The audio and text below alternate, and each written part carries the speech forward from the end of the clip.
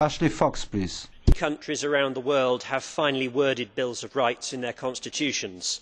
Rather fewer afford genuine protection to their citizens.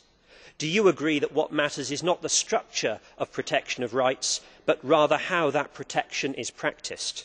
In the United Kingdom, we face a general election within 3 months.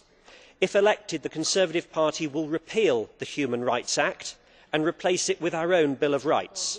This would mean that the European Convention of Human Rights would no longer be directly applicable in UK domestic law.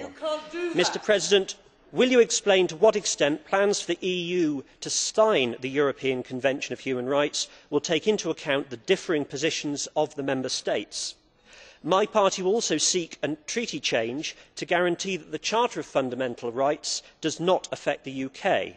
How will you ensure that the EU does not interfere with the UK's right to opt out of those structures we do not wish to participate in? Thank you. I partly already answered the question when answering the previous question.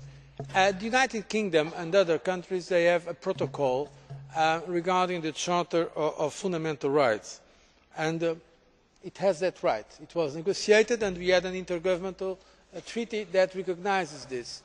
Having said this, of course, let me tell you, I would prefer all Member States to accept the Charter of Fundamental Rights, because I believe this Charter is a fundamental compass for all European Union policies. We are also now ready to accede to the European Convention on Human Rights. This will complete the European Union system of protection of fundamental rights. Certainly, I respect very much the United Kingdom as a democracy and a country of rule of law. In fact, one of the countries that has given during the centuries most important contributions to democracy.